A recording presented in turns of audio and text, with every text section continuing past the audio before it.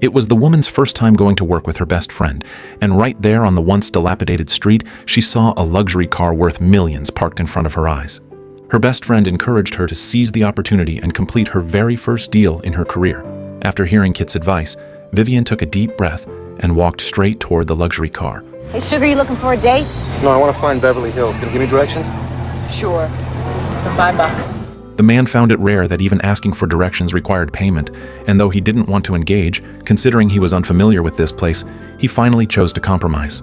For Edward, who didn't care about money. All right, okay. All right, you win, I lose. You change for 20? For 20, I'll show you personal. Having someone to guide him was certainly more convenient. Watching Edward's awkward driving skills, especially seeing him forget to turn on the headlights when starting the car, made Vivian suspect that this luxury car must be rented. Vivian voiced her suspicion, and the man's silence only reinforced her belief that she was right. At that moment, Vivian couldn't have imagined that Edward simply didn't want to waste words arguing. This car, which Vivian saw as a luxury vehicle, was actually Edward driving his assistant's car to keep a low profile. As for his lack of driving skills, that was because he always had a chauffeur whenever he traveled. After a short drive, Vivian, fed up with Edward's poor driving, took over the wheel herself, and, during the trip, lectured him endlessly that pretending to be rich was not the right thing to do. But Edward, instead of getting angry over the misunderstanding and criticism, actually found it amusing and enjoyed it. Soon they arrived at the destination, and Vivian, who didn't get an invitation to go upstairs, stood by the roadside disappointedly waiting for a ride. Just as Edward was about to step into the hotel, he saw the scene, hesitated slightly, and then decided to help her. Well, if you don't have any prior engagements, I'd be very pleased if you would accompany me into the hotel. You got it. Wearing Edward's coat, they walked into the hotel together. Seeing the luxurious interior, Vivian couldn't help but think to herself how much effort Edward had put into pretending to be rich. They checked in at the front desk and were led by the staff to the most luxurious presidential suite on the hotel's top floor. Having lived at the bottom of society for years, Vivian had never seen such extravagance before. Compared to her shock and curiosity, Edward's calmness and composure made her begin to doubt her own assumptions. Maybe he really was a wealthy man after all. She didn't yet know that this chance encounter with Edward on the street today would completely change her entire life in the near future. After touring the spacious room, Vivian prepared to complete what would be the first business deal of her new profession. Seeing her eagerness, Edward smiled gently and told her there was plenty of time tonight. No rush. So, at Edward's request, they sat on chairs and started chatting. Just as the atmosphere was getting right and something was about to happen, someone knocked on the door. A waiter came in carrying champagne. Vivian was a little puzzled and asked, "Does it really take this much setup before getting started?" After gulping down the champagne, she reminded him again. Listen, I appreciate this whole seduction scene you've got going, but let me give you a tip. I'm a sure thing, okay? So, I'm on an hourly rate. Could we just move along? Somehow I'm sensing that this time problem is a major issue with you. Why don't we just get through that right now? Great, let's get started. How much for the entire night? I couldn't afford it. Try me. Being her first day on the job and not knowing the going rates, Vivian hesitantly quoted a number. Edward, without hesitation, agreed right away. Seeing how straightforward he was, Vivian started feeling a bit uneasy. She had heard from her best friend that those who didn't haggle and didn't make demands up front were often the most difficult clients, but she quickly realized her worries were completely unnecessary. Edward didn't force Vivian to do anything. On the contrary, he gave her complete freedom to do whatever she wanted in the room, and Edward himself focused entirely on his work. Hours of peaceful coexistence completely put Vivian at ease. Late at night, ignoring Edward, who was still working, Vivian fell asleep by herself. When she woke up, it was already the next morning. Without the exaggerated makeup, she appeared in Edward's sight with a completely different charm. After spending the night in the same room, Vivian became less reserved and casually asked Edward what exactly his job was, like chatting with a friend. By companies. What kind of companies? By companies that are in financial difficulty. If they have problems, you must get them for a bargain, huh? Well, the company I'm buying this week, I'm getting for the bargain price of about $1 billion. Hearing such an astronomical number, Vivian felt it was almost unreal. Ignoring Edward's helpless smile, Vivian teased herself about her assumptions and the lessons she had given him last night. Before leaving after breakfast, Vivian thoughtfully helped Edward adjust his tie and then went into the bathroom for a bath. At the same time, Edward received a call from his assistant, Philip. The client wanted to invite him to dinner that night. To ensure the meeting would go more smoothly, Philip suggested Edward bring a female companion. Looking at Vivian bathing, Edward fell into deep thought. After the call ended, he walked to the bathtub. I have a business proposition for you. Yes, I'd like to hire you as an employee. I will pay you to be at my beck and call. Though Vivian was eager for this job, her remaining sense of reason made her ask her doubt. Someone as successful and wealthy as Edward surely had no shortage of women better or more suitable than herself. So why did he choose her? I want a professional. Edward's explanation made Vivian reluctantly accept it. Next, they discussed reaching an agreement on the work payment. Having learned he was a super rich man, Vivian no longer quoted a conservative number like last night, but instead asked for what to her was an astronomical figure. Just like yesterday, Edward agreed readily. As the partner of a super rich man, of course, she needed to be dressed in expensive outfits. Before going out to handle business, Edward left her a sum of money for her to dress herself up. After calling Kit to report her safety and show off a bit, Vivian went to a branded clothing store on the street. The moment she entered, she immediately attracted the attention of all the shop assistants, but none of them were willing to serve her. Perhaps feeling that this kind of attitude would hurt the brand's image, one female clerk reluctantly approached and boldly scrutinized Vivian's outfit. Soon, Vivian picked out a dress from among the many dazzling clothes, but the clerk impatiently said, I don't think we have anything for you. You're obviously in the wrong place. Please leave. The clerk's contemptuous gaze showed no restraint, instantly igniting Vivian's inner inferiority, and she even forgot to take out the money Edward had given her to prove she could afford to buy it. But the troubles didn't stop there. Without Edward by her side, Vivian, dressed in flashy clothes, was stopped by the lobby manager Barney. While Barney was still suspicious, the waiter who had seen Edward and Vivian together the night before appeared, and, after confirming that Vivian was Edward's guest, Barney called her into the office for further probing. Barney knew roughly who Edward was, and Vivian, no matter how you looked at her, didn't seem like someone who could be Edward's friend. Perhaps feeling provoked, Vivian almost lost control and loudly confessed the truth. Her identity, the deal she had made with Edward, the reason she was out, and how she was looked down upon by the clerk in the clothing store. After hearing everything Vivian said, Barney believed her. Returning the cash in his hand, Barney picked up the landline phone and called a clothing store that had a close partnership with the hotel, asking someone on the other end to help Vivian pick out clothes. Not only that, before nightfall, Barney also specially taught Vivian some essential etiquette for business occasions.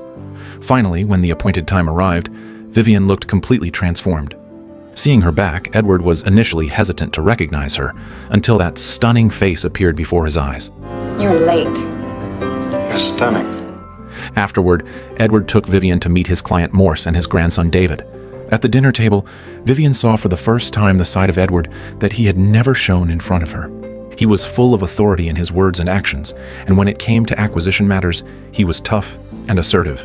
One moment he could be gentle and polite. The next moment, he could make decisive moves without caring about the client's face. After a half-hour-long negotiation, Morse and David left the table angrily. Although Vivian couldn't understand what they were talking about, it was clear that Edward had the upper hand in this negotiation. But why did he look so heavy-hearted? Perhaps knowing Vivian would only be a passerby in his life, or perhaps because he had long been without someone to confide in, Edward unusually opened up to an outsider. When he was very young, his father abandoned him and his mother. So, after achieving success in his career, the first thing he did was acquire the company his father founded, and then dismantled it from within, destroying nearly a lifetime of his father's hard work. They had since become enemies. Until last month, he received the news of his father's death. And today, seeing Morse and David united at the negotiation table reminded him of his father, which made him feel unexpectedly sad.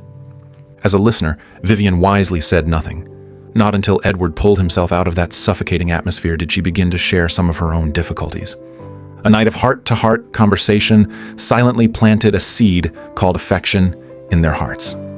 And this seed would grow strong in the days they spent together afterward. The next morning, Edward curiously asked Vivian a question. Since he had given her an unlimited credit card, why did she only buy one outfit? It wasn't as much fun as I thought it was going to be. Why not? They were mean to me.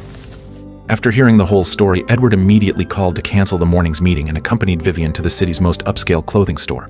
Seeing Edward's well-tailored suit, the store manager personally came out to greet them. Edward bluntly interrupted the manager's introduction and told him they were going to spend a lot of money here. Realizing they were facing a big client, the manager immediately gathered all the store staff. They put down whatever they were doing and all rushed to serve Vivian. Seeing Vivian surrounded by people, Edward left a credit card and left with peace of mind. Throughout the entire morning, Vivian was wrapped in the enthusiasm of the store clerks. After picking and choosing, she ended up buying nearly a week's worth of the store's sales. Besides the clothes she ordered to be sent to the hotel, she also kept several outfits with her. Carrying the clothes as she walked down the street, Vivian instantly regained her confidence. And the looks from people around her were clearly different from before. When she passed by the store that had once thrown her out, No, I'm sorry. I was in here yesterday. You wouldn't wait on me? Oh, You work on commission, right? yes. Big mistake. Big. Huge. I have to go shopping now. even when Vivian left, the clerks still couldn't remember who she was. But none of that mattered anymore. For at this moment, Vivian's confidence no longer needed the clerk's regret to fill the void. In the following days, with no more banquets to attend, Edward's acquisition also entered the next stage. With free time on their hands, they spent almost the entire day in the hotel. As they spent more time together and shared more moments, they got to know each other more deeply, and subtle changes also took place in their relationship. Soon, the one-week deadline arrived. Vivian was taken to a large-scale business conference. Through Edward's introduction, Vivian met many successful people she usually had no chance to contact. Among them was Edward's personal assistant, Philip. Since there was still business to discuss, Vivian tactfully went elsewhere. With her inner temperament transformed and her attire complementing it, she soon attracted the attention of several single successful men. Meanwhile, Philip, having finished his business, happened to see this scene. He couldn't help but become curious about Vivian's true identity. Could she be a spy sent by another company to get close to Edward? To reassure Philip, Edward, after much hesitation, told him Vivian's real identity and how they met. Hearing this, the heavy stone in Philip's heart was finally lifted. But at the same time, a hint of wickedness arose inside him. Seizing an opportunity when Vivian was alone, Philip followed her there. You and I could get together sometime after Edward leaves. Philip's words were like sharp blades, mercilessly tearing apart the confidence Vivian had built up over this period. Her princess dream that had already taken shape was shattered in an instant, and she was dragged back to harsh reality. On the way back, she remained silent. Vivian prepared to pack her things, only to find that there was nothing here that belonged to her. Clever Edward guessed the reason behind it, and began chasing after her to explain that he only revealed the truth to stop his assistant from becoming suspicious, and that he had no intention of looking down on her. Nor did he mean to insult Vivian's character in any way. But Edward's words still couldn't stop Vivian from finding the flashy outfit she had worn when she first arrived here. Standing still for a long time, Edward eventually took out the agreed $3,000. But Vivian only glanced at the money and didn't put it in her pocket. After she left, Edward also noticed the $3,000 still lying on the sofa. While Vivian was waiting for the elevator, Edward opened the door. Vivian didn't take the $3,000 because she didn't want to put a transactional label on the time they had spent together, and this indirectly showed that she had developed feelings. Understanding the meaning behind her gesture, Edward came out to try to stop her, which also proved that he, too, had fallen for Vivian. The waiter, sensing the subtle tension of the moment, tactfully closed the elevator door. And after hesitating for a long time, Vivian chose to forgive Edward. Though they never explicitly mentioned canceling the employment arrangement, both of them silently acknowledged each other as lovers. In the days that followed, Edward no longer had any events to attend. All the remaining acquisition matters were handed over to Philip to handle. He only needed to show up at the end to sign the contract. And during this free period, Edward didn't stay cooped up in the hotel with Vivian like before. Dressed in an expensive gown and wearing a necklace worth more than a house, under Edward's arrangement, Vivian experienced her first ride on a private jet. They went to the world's most prestigious theater to watch a play and dined at ultra-high-end restaurants for candlelit dinners. Whenever someone sought him out, Edward would use the excuse of feeling unwell to decline and devoted himself entirely to spending time with Vivian. Finally, as the acquisition reached its final stage, they had to start facing the inevitable parting that would soon arrive. Vivian had grown up in this city since she was a child, and it was clearly unrealistic for her to travel around the world with Edward. So she wanted a status, a title that would allow her to live by his side without anyone daring to gossip. But before Edward could think about this issue, Philip called. The acquisition was complete, and all the terms were finalized, only waiting for Edward to come over and sign. Before leaving, Edward spoke earnestly to Vivian. I have to go now. I heard everything you said. This is all I'm capable of right now. Vivian said she completely understood and would wait for Edward to finish his work and come back. During the meeting, Edward, who kept thinking about this matter, lost his usual decisiveness.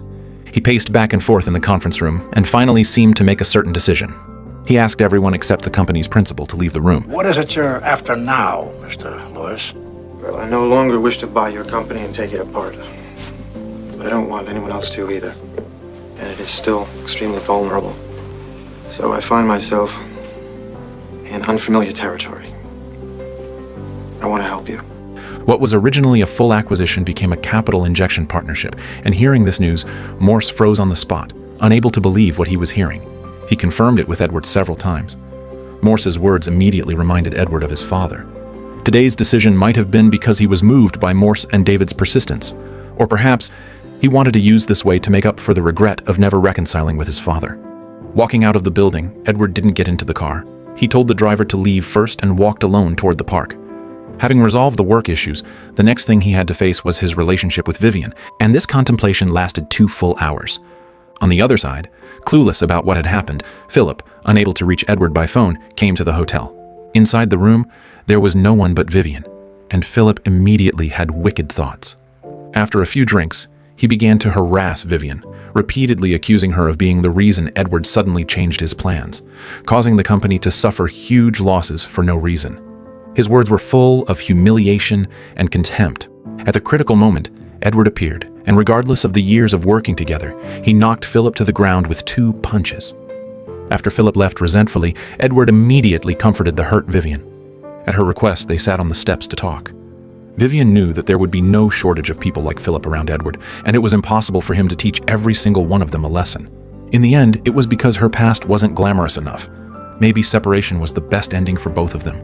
The gap between their identities and social status was clearly not something that could be crossed so easily. Mutual affection was certainly beautiful, but once together, integrating into each other's circles was the real issue they had to face. Sensing Vivian's determination, Edward no longer tried to persuade her to stay. He first handed over a sum of money and then took out a business card from his pocket, reminding her that if she ever needed anything, she could call this number. This time, Vivian did not reject his kindness. At the door, Edward made one last request for Vivian to stay one more night. I can't. At their farewell, although both of them smiled on the surface, the reluctance in their hearts was something only they themselves knew. Vivian left, saying goodbye to the hotel that had once given her dreams of a different life. The story of the ugly duckling turning into a swan ultimately didn't happen to her. Perhaps such stories only exist in fairy tales. The pain of parting was long and bitter. The next morning, as Edward finished packing his luggage and was about to leave, a turning point appeared. After confirming that Vivian hadn't left him any messages, Edward took out the expensive necklace and asked Barney to return it to the jewelry store after his departure. He got into the car heading for the airport, remaining silent along the way.